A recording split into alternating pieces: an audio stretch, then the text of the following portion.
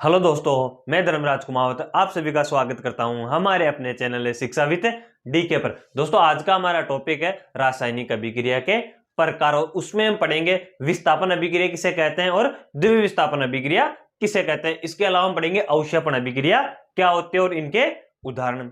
जो हमारा पहले वाला वीडियो था ना, वो भी रासायनिक अभिक्रिया के प्रकारों के ऊपर ही था, पर उसमें हम पढ़े थे संयोजन अभिक्रिया और वियोजन अभिक्रिया के बारे में। संयोजन और वियोजन की परिभाषाएं, संयोजन और वियोजन के उदाहरण और इन दोनों में अंतर, इनका वीडियो हम पहले ही बना चुके हैं। अब हम पढ़ेंगे रासायनिक अभिक्रिया के प्रकार। वो प्रकार वो विस्थापन और द्वितीय विस्थापन अभिक्रिया। तो सबसे पहले विस्थापन अभिक्रिया। देखो, विस्थापन अभिक्रिया, विस्थापन अभिक्रिया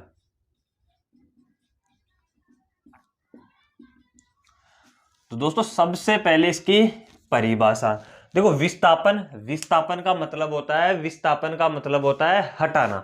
विस्थापन का मतलब क्या होता है? विस्थापन का मतलब होता है हटाना, है ना, अपनी जगह से हटाना। किसी भी पदार्थ को अपनी जगह से हटाना ही क्या कहलाता है? विस्थापन होता है। अब देखो इसकी परिभाषाएं। देखो, ये रासायनिक अभिक्रिया का प्रकार है, तो वह रासायनिक अभिक्रिया जिसमें एक अभिकारक के परमाणु या परमाणु समूह दूसरे अभिकारक के परमाणु या परमाणु समूह के द्वारा क्या हो जाते हैं? विस्थापित हो जाते हैं या अपनी जगह से हट जाते हैं। तो सिंपल सी परिभाषा है, देखो, वह रासायनिक अभिक्रिया या ऐसी रासायनिक अभिक्रिया, है ना, वह रासायनिक अभिक्रिया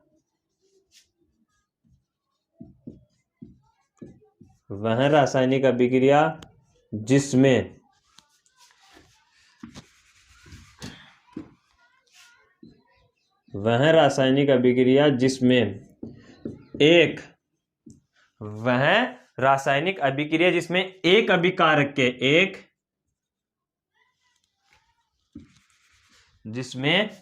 एक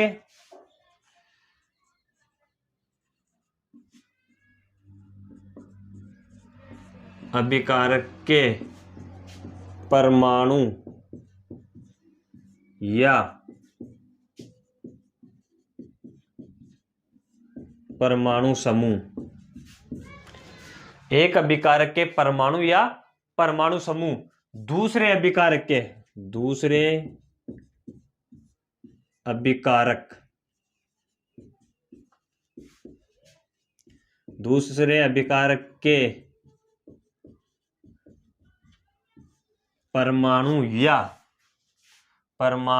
परमाणु समूह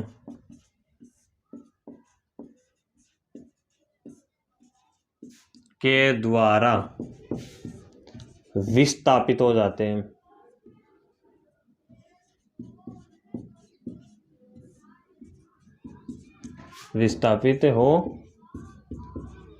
जाते हैं। देखो, वह रासायनिक अभिक्रिया जिसमें एक अभिकारक के परमाणु या परमाणु समूह दूसरे अभिकारक के परमाणु या परमाणु समूह के द्वारा क्या हो जाते हैं? विस्थापित हो जाते हैं। उस अभिक्रिया को हम कहते हैं, उस अभिक्रिया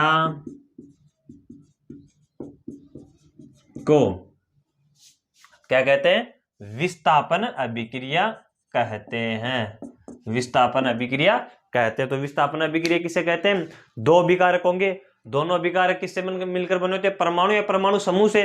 तो देखो, जो पहले वाला है ना परमाणु समूह, वो दूसरे वाले अभिकारक के परमाणु समूह के द्वारा विस्थापित हो जाता है, उसे हम बोलते हैं विस्थापन अभिक्रिया। अब इसकी दूसरी परिभाषा हम लिख सकते हैं अर्थात। देखो, इसकी दूसरी परिभाषा भी हम लिख सकते हैं अर्थात लगा के। अर्थात ऐसी रासायनिक अभिक्रिया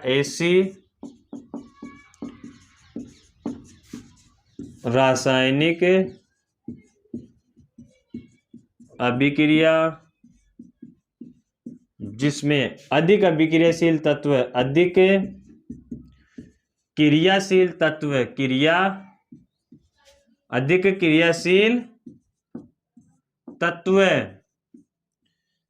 कम क्रियाशील तत्व को कम क्रियाशील तत्व को विस्थापित कर देता है,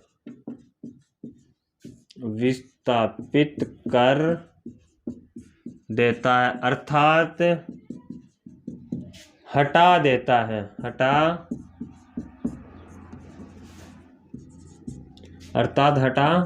देता है। उस अभिक्रिया को हम क्या कहते हैं? विस्थापन अभिक्रिया कहते हैं। या तो इसमें क्या होगा, इसमें देखो, इसमें होगा कि जो तत्व है ना, दो तत्व होंगे जैसे ए और बी। उदाहरण के लिए हम समझते हैं, उदाहरण जैसे ए बी प्लस सी, और यहां अब देखो यहां क्या होगा, ए बी प्लस सी। इसमें क्या होगा, देखो पहली परिभाषा क्या है हमारी, वह रासायनिक अभिक्रिया जिसमें एक अभिकारक के परमाणु या परमाणु समूह दूसरे अभिकारक के परमाणु या परमाणु समूह के द्वारा विस्थापित हो जाते हैं। तो देखो ये पहला अभिकारक है, ये दूसरा अभिकारक है। अब ये क्या करेगा, इसको हटा देगा। तो देखो इसको हटा देगा, इसको हटा देगा, इसको हटा देगा, यानी कि विस्थापित कर देगा। विस्थापित इसकी जगह खुद आ जाएगा, तो ये बन जाएगा ए सी प्लस बी। ऐसे होता है विस्थापन अभिक्रिया में। अब देखो इसके उदाहरण की बात करें तो जैसे copper sulphate, copper CuSO4, copper sulphate की अभिक्रिया अगर हम करवाते हैं ना जिंक के साथ, तो देखो इसमें होगा क्या, ये जिंक है ना इस कॉपर को विस्थापित कर देगा, हटा देगा। क्यों हटाएगा? क्योंकि कॉपर अधिक अभिक्रियाशील है, किससे? इससे, यानी कि जिंक है ना, कॉपर ने जिंक अधिक अभिक्रियाशील है कॉपर से।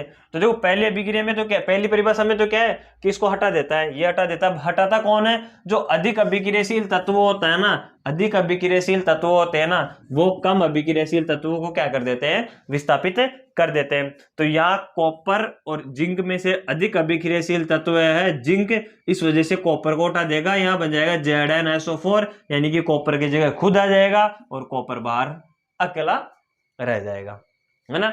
ये होती है विस्थापन अभिक्रिया की परिभाषा और उदाहरण। एक उदाहरण की बात करें हम तो देखो मोस्ट भी है, वो है देखो CuSO4 प्लस Fe, यानी कि लोहा, आयरन की अभिक्रिया हम करवाते हैं ना। तो देखो ये आयरन भी है ना कॉपर से अधिक अभिक्रियाशील है, तो ये इसको क्या कर देगा, इसको कर देगा विस्थापित, इसको कर देगा ये विस्थापित। और विस्थापित का मतलब होता है हटाना, ये इसको हटा देगा, हटाकर खुद आ जाएगा, इसकी जगह FeSO4 प्लस Cu, ये अलग हो गया। अब देखो ये मोस्ट है, ध्यान रखना, ये उदाहरण है ना, ये क्या है, ये थोड़ा मोस्ट है। मोस्ट कैसे है? तो देखो जो कॉपर सल्फेट है ना, कॉपर सल्फेट, उसका रंग होता है नीला। जो कॉपर सल्फेट है ना, कॉपर सल्फेट के विलयन का जो रंग होता है ना, वो होता है नीला। कॉपर सल्फेट के विलयन का रंग कैसा होता है? नीला होता है ना। अब देखो इसमें जैसे हम आयरन की कील डालेंगे ना, तो ये नीला है ना, ये FeSO4 आयरन सल्फेट, देखो ये तो होता है कॉपर सल्फेट, ये तो क्या होता है? कॉपर सल्फेट, और इसका रंग कैसा होता है? नीला होता है। और जो FeSO4 है ना, FeSO4 ये बन जाएगा, कॉपर बाहर निकल जाएगा, तो इसका रंग हो जाएगा हल्का नीला, मलीन कलर का। और अगर इस कॉपर सल्फेट, ये ना आयरन सल्फेट, इसका क्या नाम है? Iron sulphate.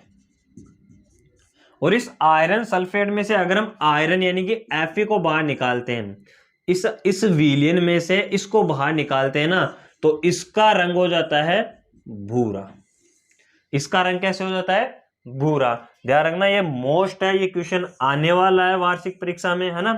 कि क्वेश्चन कैसे आएगा? क्वेश्चन आएगा जब लोहे की कील को, देखो क्वेश्चन कैसे आएगा, जब लोहे की कील को, ये लोहे की कील है, जब लोहे की कील को कॉपर सल्फेट के विलयन में डालते हैं तो उसका रंग क्यों बदल जाता है? तो देखो जब लोहे की कील को कॉपर सल्फेट के विलयन में डालते हैं ना, तो जो लोहे की कील है ना, ये कॉपर को विस्थापित कर देती है। विस्थापित क्यों करती है? क्योंकि ये कॉपर से अधिक अभिक्रियाशील तत्व है, इस वजह से इसको क्या कर देती है? ये विस्थापित कर देती है और कॉपर की जगह खुद आ जाता है। तो विलयन कैसा हो जाता है? विलयन बन जाता है आयरन सल्फेट, जो कैसा होता है? हल्का रंग का होता है। ये विस्थापित कर देता है। और इसमें से अगर हम कॉपर को बाहर निकालते हैं ना, तो कॉपर का रंग यानी कि जो आयरन को बाहर निकाल देना, कॉपर को नहीं, आयरन को बाहर निकाल देना, तो उसका रंग हो जाता है भूरा। और ये समीकरण तुम्हें लिखना है। इसका चित्र भी पूछ सकता है तुम्हें। चित्र कैसे बनाओगे? चित्र बनाने के लिए देखो, ऐसे एक प्रश्नावली लोगे, ऐसे एक प्रश्नावली लोगे, उसमें डाल दोगे कॉपर सल्फेट, नीले कलर का है ना।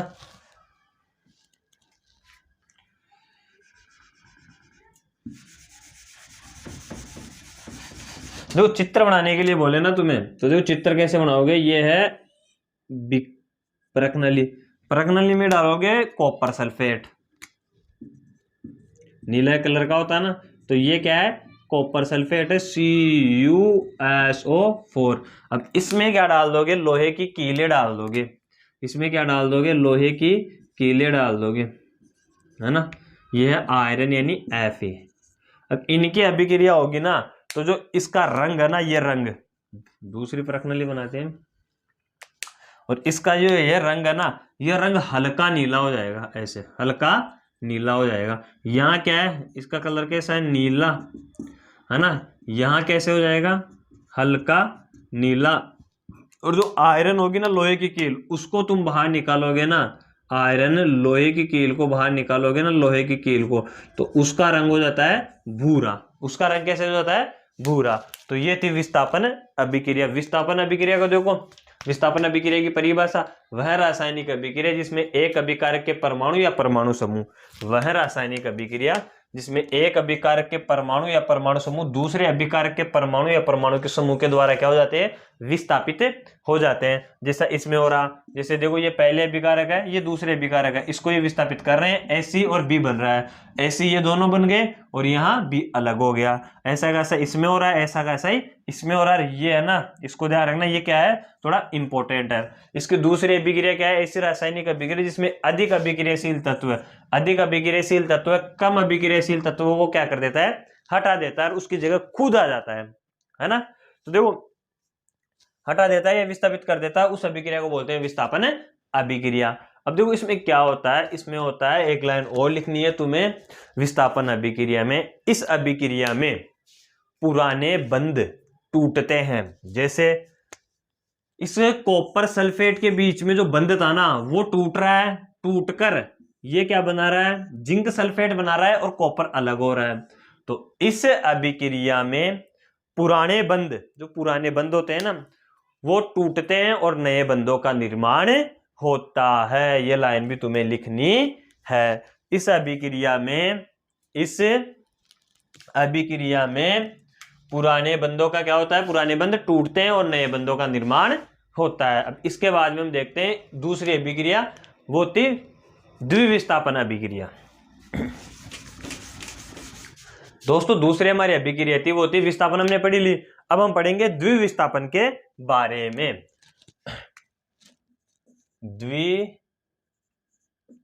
द्विविस्थापन अभिक्रिया, द्विविस्थापन अभिक्रिया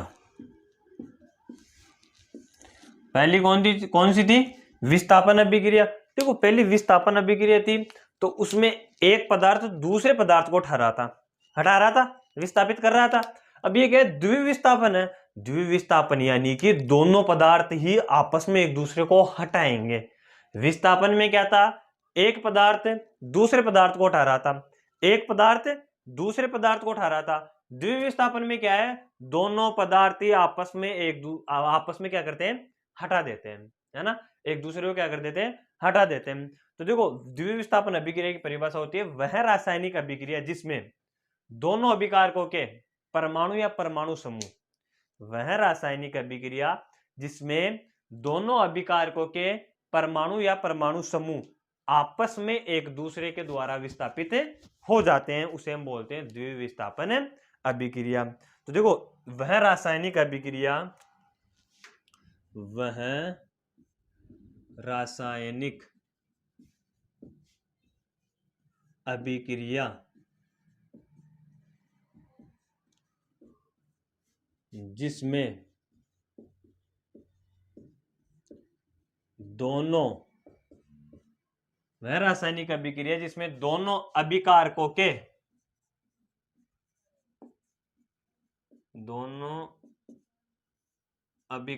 के परमाणु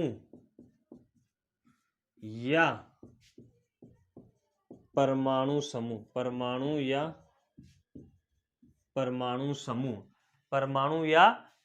समूह आपस में एक दूसरे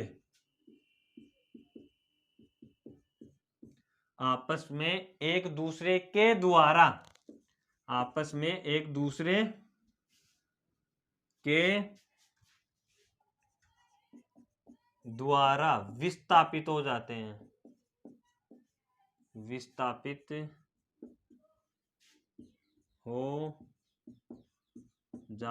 हैं उसे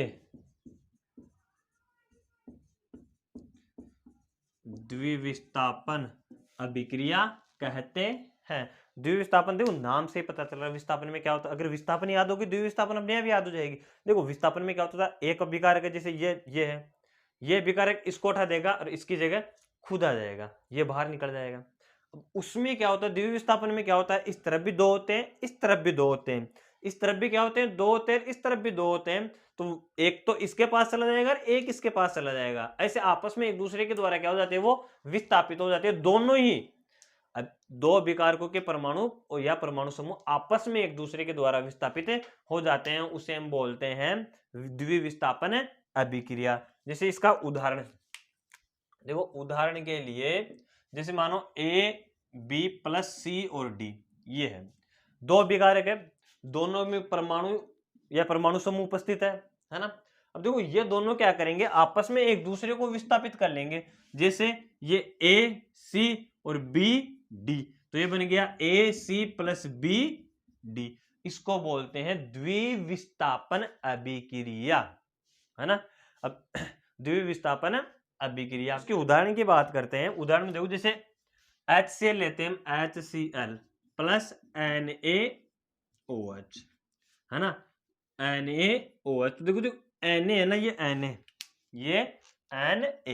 ये Na है ना, ये है ना, इस Cl के पास चला जाएगा, नहीं इसको हटा देगा यहां से। तो देखो ये बन जाएगा NaCl प्लस, अब बच गया क्या, देखो एक H और एक O तो इस तरफ है और एक H इस तरफ, यानी कि H कितने हैं, दो, H2O बन गया क्या, H2O। ये HCl NaOH की अभिक्रिया करवाते हैं ना, तो NaCl और H2O का निर्माण होता है। तो देखो ये क्या है, ये है परबल अम्ल, ये क्या है, परबल अम्ल, ये क्या है, ये है परबल क्षारक, है ना। ये परबल अम्ल है, ये परबल क्षार है, इन दोनों की अभिक्रिया करवाते हैं। ये क्या है, लवण, ये क्या है, लवण, और ये क्या है, जल। तो देखो ये अभिक्रिया कौन सी हो गई, ये अभिक्रिया हो गई उदासीनीकरण अभिक्रिया। कौन सी अभिक्रिया हो गई, उदासीनीकरण अभिक्रिया। तो देखो एक उदाहरण याद रखो, दो जगह काम में आएगा, विस्थापन अभिक्रिया में भी काम में आएगा और उदासीनीकरण अभिक्रिया में भी काम में आएगा। अब उदासीनीकरण अभिक्रिया का उदाहरण तो देखो, ये उदाहरण दो चीजों का हो गया है। एक तो हो गया है द्विविस्थापन अभिक्रिया का, द्विविस्थापन, एक हो गया उदासीनीकरण अभिक्रिया का। अब उदासीनीकरण अभिक्रिया किसे कहते हैं, इसकी परिभाषा भी इंपॉर्टेंट है, उदासीनीकरण अभिक्रिया। तो देखो इसमें हम अगली अभिक्रिया पढ़ते हैं, वो है उदासीनीकरण अभिक्रिया। उदासीनीकरण अभिक्रिया, तो देखो उदासीनीकरण अभिक्रिया क्या होती है दोस्तों, उदासीनीकरण अभिक्रिया होती है वह अभिक्रिया जिसमें अम्ल व क्षारक, वह अभिक्रिया जिसमें अम्ल व क्षारक अभिक्रिया करके जल, वो लवण व जल का निर्माण करते हैं, उसे हम क्या कहते हैं, उदासीनीकरण अभिक्रिया कहते हैं। वह रासायनिक अभिक्रिया जिसमें अम्ल व क्षार क्रिया करके लवण और जल का निर्माण करते हैं, उसे बोलते हैं उदासीनीकरण अभिक्रिया। तो देखो वह रासायनिक अभिक्रिया, वह रासायनिक अभिक्रिया जिसमें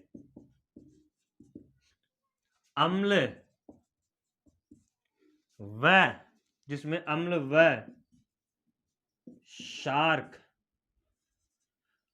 क्षारक क्रिया करके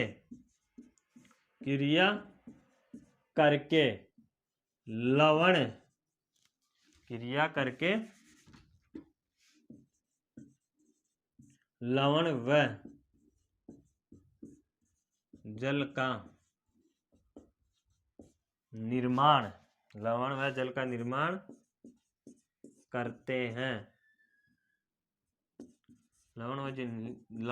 निर्माण करते हैं। उसे उदासीनीकरण अभिक्रिया कहते हैं। उदासीनीकरण अभिक्रिया किसे कहते हैं दोस्तों? उदासीनीकरण अभिक्रिया में होता है अम्ल क्षारक, दोनों अभिक्रिया करेंगे, प्रबल अम्ल प्रबल क्षारक या दुर्बल अम्ल दुर्बल क्षारक, अम्ल और क्षारक अभिक्रिया करेंगे। और अगर लवण और जल का निर्माण हो रहा ना तो दोस्तों वो अभिक्रिया होती है उदासीनीकरण अभिक्रिया। इसके उदाहरण की बात करें तो यहाँ अम्ल ले लो प्लस क्षारक ले लो प्लस किसकी बात कर लो, लवण। यहाँ क्या जाएगा, क्या बन रहा है इसमें बन रहा लवण बन रहा है, लवण प्लस जल। सही है। ये तो कौन सा, ये क्या हो गया, ये हो गया शब्द समीकरण। ये हो गया, ये है ना, ये तुम्हारा ये है शब्द समीकरण। इनके बारे में हम पहले पढ़ चुके हैं, शब्द समीकरण क्या होता है ना, इनकी परिभाषा क्या होती है। अब इससे सूत्र समीकरण बनाओगे ना तो अम्ल कौन सा लिया हमने, अम्ल लिया HCl। सही है। क्षारक कौन सा लिया, क्षारक लिया NaOH। तो लवण कौन सा प्राप्त हुआ हमें, लवण प्राप्त हुआ NaCl और क्या बन गया, जल बन गया। इस अभिक्रिया को बोलते हैं दोस्तों उदासीनीकरण अभिक्रिया। और यही उदाहरण है ना, यही उदाहरण कहाँ मिलोगे तुम, यही उदाहरण द्विविस्थापन अभिक्रिया में भी लिख सकते हो, है ना। द्विविस्थापन अभिक्रिया में भी लिख सकते हो अगर दूसरा उदाहरण आपको याद नहीं है तो देखो हम दूसरे, ये तो इन दोनों का सेम उदाहरण हो गया ना। अब हम एक और उदाहरण की बात करते हैं, है ना। तो दूसरा उदाहरण, चलो इसको साफ कर लेते हैं, इस उदाहरण को।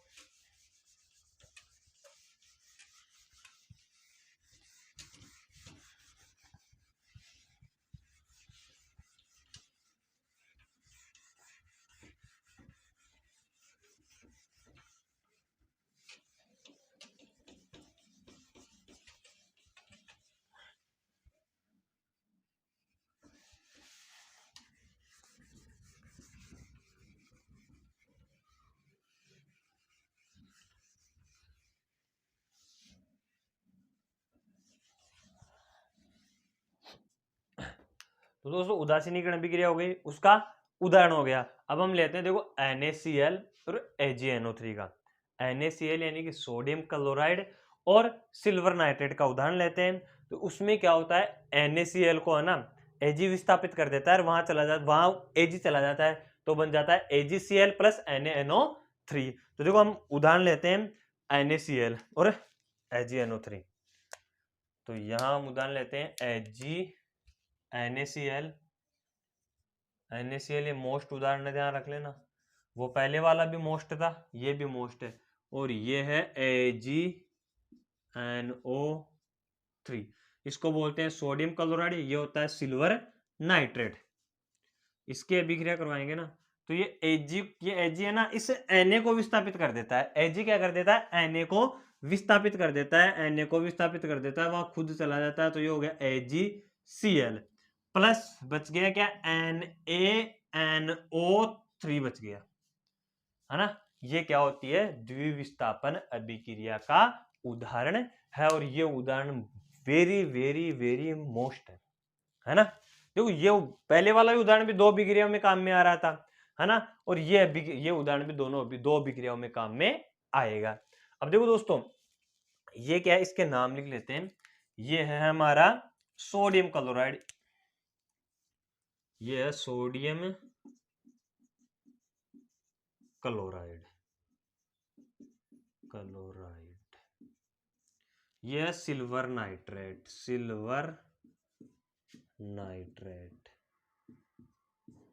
ये बन जाएगा सिल्वर क्लोराइड। सिल्वर क्लोराइड, और ये हो गया सोडियम नाइट्रेट, सोडियम नाइट्रेट। अब देखो दोस्तों, इसमें खास बात इसकी करेंगे हम, जो ये है ना AgCl, इसके बारे में। जो ये AgCl उत्पाद बना ना, ये AgCl जो उत्पाद है ना, उत्पाद, इसकी बात हम करेंगे। देखो AgCl के बारे में हम क्या बात करेंगे, AgCl के बारे में हम बात करेंगे जो हमारा सिल्वर क्लोराइड है ना, ये देखो ये होता है सफेद रंग का होता है, एक बात तो ये। और जो ये सफेद रंग का होता है ना, ये होता है अवक्षेप। सफेद रंग का क्या होता है, ये अवक्षेप होता है। इस अभिक्रिया को याद रखना, इस बात का ध्यान रखना, ये वेरी मोस्ट अभिक्रिया है। AgCl है ना सिल्वर क्लोराइड, ये होता है श्वेत अवक्षेप, श्वेत अवक्षेप। और श्वेत अवक्षेप क्या होता है, अविलेय होता है। श्वेत अवक्षेप क्या होता है, श्वेत अवक्षेप को हम बोलते हैं अविलेय पदार्थ, जो विलेय नहीं होता है, अविलेय पदार्थ, जो विलेय नहीं होता है ना, उसे हम क्या कहते हैं, अविलेय पदार्थ कहते हैं। तो जो इससे एक अभिक्रिया का हमें पता चल रहा है, अवक्षेप आ गया, यानी कि ये अवक्षेपण अभिक्रिया का भी उदाहरण है। कौन सी अभिक्रिया का उदाहरण है दोस्तों, ये अवक्षेपण अभिक्रिया का उदाहरण भी है। पहला उदाहरण पढ़े थे हम, पहले में दो अभिक्रिया काम में आ गई थी। एक तो वो उदाहरण द्वितीय विस्थापन में लिख सकते हैं, एक वो वही उदाहरण है ना उदासीनीकरण अभिक्रिया में भी लिख सकते हैं। दूसरे उदाहरण की बात करी, कौन सा उदाहरण है ये, दूसरा उदाहरण है, दूसरा उदाहरण NaCl plus AgNO3, AgCl plus NaNO3। अब ये उदाहरण भी है ना दो अभिक्रियाओं में काम में आएगा। तो देखो दूसरी अभिक्रिया कौन सी है, वो दूसरी अभिक्रिया है अवक्षेपण अभिक्रिया। कौन सी अभिक्रिया है, अवक्षेपण अभिक्रिया।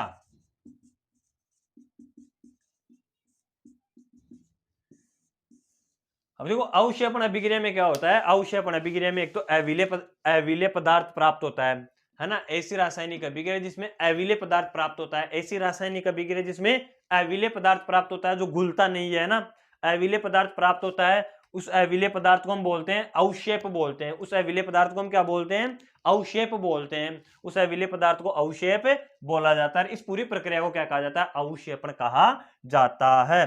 तो देखो इसकी परिभाषा, अवक्षेपण अभिक्रिया की परिभाषा, वह रासायनिक अभिक्रिया जिसमें वह रासायनिक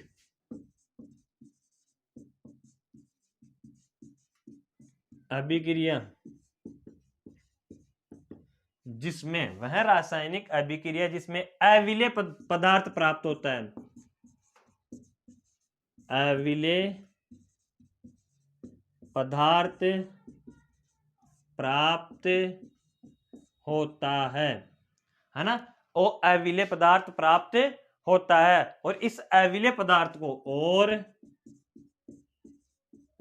इस अविलेय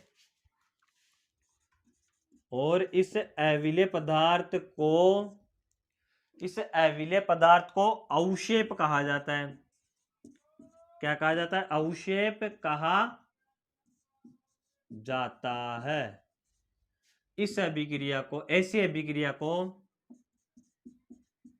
ऐसी प्रक्रिया को, वह रासायनिक अभिक्रिया जिसमें अविलेय पदार्थ प्राप्त होता है और इस अविलेय पदार्थ को अवक्षेप कहा जाता है। और इस प्रक्रिया को और तथा इस प्रक्रिया को तथा इस प्रक्रिया को अवक्षेपण कहा जाता है। अवक्षेपण कहा जाता है। इस अभिक्रिया को क्या कहा जाता है, अवक्षेपण अभिक्रिया कहा जाता है। देखो अवक्षेपण अभिक्रिया क्या होती है, अवक्षेपण अभिक्रिया होती है वह रासायनिक अभिक्रिया जिसमें अविलेय पदार्थ प्राप्त होता है ना, और जो अविलेय पदार्थ प्राप्त होता है ना उसे हम बोलते हैं अवक्षेप। और इस पूरी प्रक्रिया को बोला जाता है अवक्षेपण बोला जाता है। क्या बोला जाता है, अवक्षेपण बोला जाता है।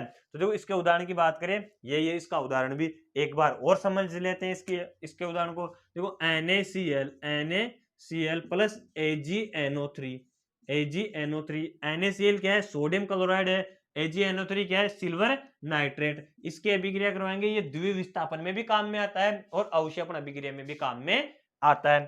तो NaCl AgNO3, तो यहां बन जाएगा AgCl प्लस NaNO3, यहां बन जाएगा NaNO3। और जो यहाँ NaNO3 है ना, ये AgCl है ना, AgCl ये क्या होता है, श्वेत रंग का होता है। इसका रंग कैसा होता है, इसका रंग होता है श्वेत। कौन से रंग का होता है, ये श्वेत रंग का होता है। श्वेत रंग का क्या होता है, एक अविलेय पदार्थ होता है, एक अविलेय पदार्थ होता है। और इस अविलेय पदार्थ को क्या बोलते हैं, इस अविलेय पदार्थ को हम बोलते हैं अवक्षेप। इस अविलेय पदार्थ को क्या बोलते हैं, इस अविलेय पदार्थ को बोलते हैं अवक्षेप। और इस पूरी प्रक्रिया को क्या कहा जाता है, इस पूरी प्रक्रिया को कहा जाता है अवक्षेपण। तो ये उदाहरण है ना, मोस्ट है, ध्यान रख लेना, मोस्ट है। ये दो अभिक्रियाओं में काम में आ रहा है। एक अभिक्रिया है अवक्षेपण अभिक्रिया, और एक अभिक्रिया है द्विविस्थापन अभिक्रिया। इससे पहले जो हम एक उदाहरण पढ़े थे ना, ये प्रबल अम्ल और प्रबल क्षार वाला पढ़े थे ना, Na वो HCl प्लस NaOH, तो यहाँ NaCl प्लस H2O, ये उदाहरण हम पढ़े थे ना, ये उदाहरण भी दो अभिक्रिया में काम में आ रहा था। वो कौन सी अभिक्रिया थी, वो थी उदासीनीकरण अभिक्रिया, उदासीनीकरण अभिक्रिया। तो देखो दोस्तों, हम विस्थापन अभिक्रिया पढ़ रहे थे। विस्थापन अभिक्रिया की परिभाषा, वह रासायनिक अभिक्रिया जिसमें दो अभिकारकों के परमाणु या परमाणु समूह आपस में एक दूसरे के द्वारा विस्थापित हो जाते हैं। दो उदाहरणों की बात कर ली, और दो उदाहरण में पहला उदाहरण यह था हमारा HCl plus NaOH, NaCl plus H2O। ये कौन सी अभिक्रिया में काम में आता है, ये उदासीनीकरण अभिक्रिया में भी काम में आता है। उदासीनीकरण अभिक्रिया क्या होती है दोस्तों, उदासीनीकरण अभिक्रिया होती है वह रासायनिक अभिक्रिया जिसमें अम्ल और क्षार क्रिया करते हैं, लवण और जल का निर्माण करते हैं, उस अभिक्रिया को हम बोलते हैं उदासीनीकरण अभिक्रिया। इसमें ये अम्ल है, ये क्षार है, ये लवण है और ये जल है, तो ये कौन सी अभिक्रिया हुई, ये उदासीनीकरण अभिक्रिया हो गई। इसके अलावा इसके बाद में हम दूसरा जो उदाहरण पढ़े थे ना, वो उदाहरण था हमारा NaCl AgNO3, AgCl plus NaNO3। इसमें हमने देखा AgCl क्या है, AgCl एक श्वेत रंग का अविलेय पदार्थ है। क्या है, श्वेत रंग का अविलेय पदार्थ है। और इस श्वेत रंग के अविलेय पदार्थ को हम बोलते हैं अवक्षेप बोलते हैं, और इस प्रक्रिया को अवक्षेपण कहा जाता है। और इस प्रक्रिया को क्या कहा जाता है, अवक्षेपण कहा जाता है। तो इसकी परिभाषा वह रासायनिक अभिक्रिया जिसमें एक अविलेय पदार्थ प्राप्त होता है, और इस अविलेय पदार्थ को क्या बोला जाता है, अवक्षेप कहा जाता है। इस प्रक्रिया को अवक्षेपण कहा जाता है। यह अभिक्रिया कौन सी हो गई, अवक्षेपण अभिक्रिया हो गई। ध्यान रखना, अवक्षेपण अभिक्रिया में ना जो पदार्थ होता है ना, वो अविलेय होता है, वो घुलता नहीं है ना, वो विलय नहीं होता है किसी और दूसरे पदार्थ में। तो दोस्तों, आज की क्लास यही खत्म होती है दोस्तों। जय हिंद, जय भारत, और आप सभी दोस्तों को हैप्पी न्यू ईयर की बहुत सारी शुभकामनाएं। थैंक यू दोस्तों।